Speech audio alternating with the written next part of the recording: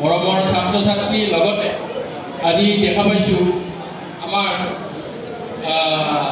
X JS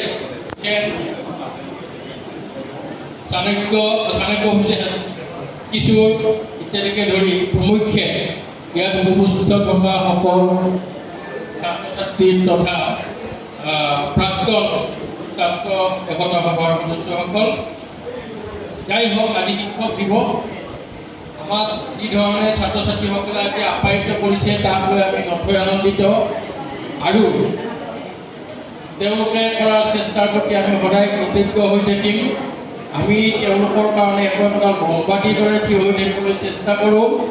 আমি যদি কেইটামান উদাহৰণ চাওঁ, যেনে জাতিৰ পিতা মহাত্মা গান্ধী আছিল শান্তিৰ প্ৰতীক, গোটেই বিশ্বত তেখেতৰ শান্তিৰ প্ৰতীক হিচাপে লৈছে।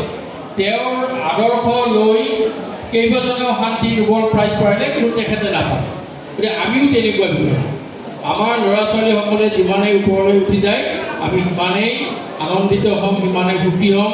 আমাৰ জীৱন, আমাৰ শিক্ষকতা সাৰ্থক বুলি আমি মানিম। এতিয়া ঘটনাটো হ'ল, শিক্ষকসকলে ইমান দূৰ পাৰে ল'ৰা ছোৱালীৰ মাক দেউতাকৰ দৰে ভাল হ'বলৈ চেষ্টা কৰি থাকে। কেতিয়াবা কথা ক'বলৈ মই একচুৱেলি চেষ্টা কৰিছোঁ, সেয়া হ'ল যে কোনো কাৰণত তেওঁলোকে মূল পথৰ পৰা বিচলিত হৈ নাথাকে। মূল পথত থাকিলেহে তেখেতৰ জীৱন, তেখেতসকলৰ জীৱন ধন্য হ'ব বা উন্নতিৰ যি ঢাপ, সেই ঢাপত তেওঁলোকে আগবাঢ়ি যাব।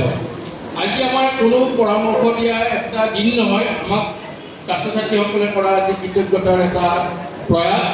গতিকে এই প্ৰয়াসত মই মোৰ ব্যক্তিগত ফালৰ পৰা ছাত্ৰ ছাত্ৰীসকলক অশেষ ধন্যবাদ জ্ঞাপন কৰিছোঁ আৰু ভৱিষ্যতে আশা ৰাখিছোঁ যাতে ছাত্ৰ ছাত্ৰীসকলে এইদৰে মিলি জুলি সকলোকে সামৰি এনেকুৱা অনুষ্ঠানবিলাক অনুষ্ঠিত কৰিব।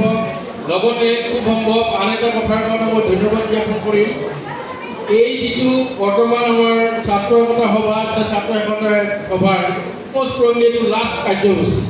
ইয়াৰ পিছত তেওঁলোকৰ আনুষ্ঠানিকভাৱে আৰু কাৰ্যসূচী হয়তো তেওঁলোকে পাব নাপাব নাজানো, কিন্তু মই তেওঁলোকক অশেষ ধন্যবাদ জ্ঞাপন কৰিছোঁ। তেওঁলোকে যে ইমান সুন্দৰভাৱে এৰেঞ্জমেণ্ট কৰিলে, ইয়াৰ পিছত যোৱা যিবিলাক তেওঁলোকে প্ৰগ্ৰেম লৈছিলে সেই প্ৰগ্ৰেমবিলাকো ছাকচেছফুল কৰিছিল। গতিকে আজি ৰাতিপুৱাই আহি মই কেইজনমানক দেখা পাইছোঁ আমাৰ পাঁচি পত্ৰিকাখনক লৈ পেলাই আজি তেওঁলোক অতি ব্যস্ত হৈ আছে। যদি মই পাঁচি পত্ৰিকাখনক উন্মোচন কৰি লিখা কথাষাৰ নকওঁ তেতিয়াহ'লে অলপ আধৰুৱা হৈ যাব।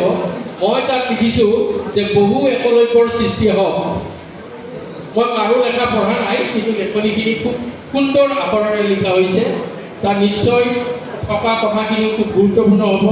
মৰমৰ ছাত্ৰ ছাত্ৰীসকলক উদ্দেশ্যে এইটোৱে কওঁ যে তেওঁলোকে একোবাৰ সেই পাঁচি পত্ৰিকাখন পঢ়ে, কাৰণ তাৰ পৰা এটা নহয় দুটা নহয় কিবা এটা কথা তেওঁলোকে শিকিব পাৰিব, তেওঁলোকৰ কষ্টখিনি সাৰ্থক হ'ব। গতিকে মই আশা ৰাখিছোঁ এই ধৰণে আৰু পিছৰ যি চাম ল'ৰা ছোৱালী আমাৰ বিভিন্ন বিষয়বোৰত আহিব, তেওঁ এই ধৰণে অনুষ্ঠিত কৰি যাব। শিক্ষকসকলক যি সন্মান প্ৰদান কৰি আহিছে সেয়া অতিবাহিত, সেয়াও আমাৰ ঘৰতে থাকিব। আৰু এইখিনিকে কৈ মই এনেই এটা আমাৰ শিক্ষাগুৰুসকলক উদ্দেশ্যি এটাৰ ছাত্ৰ ছাত্ৰীসকলে থকা ঠাইৰ পৰা এটা নমস্কাৰ প্ৰদান কৰিলে তেওঁলোক আটাইয়ে কৃতজ্ঞ হ'ব বুলি মই ভাবোঁ। গতিকে ল'ৰা ছোৱালীখিনিক মই অকণমান এটা মৌন হৈ অলপ সময় তেওঁলোকে আঁতৰ কৰি শিক্ষকসকলৰ মংগলৰ কাৰণে আজি চিন্তা কৰিলে বেছি ভাল হ'ব বুলি ভাবোঁ। মই 1 মিনিটৰ কাৰণে তেওঁলোকৰ কথাটো ক'ব বিচৰা নাই, তেওঁলোকে জাষ্ট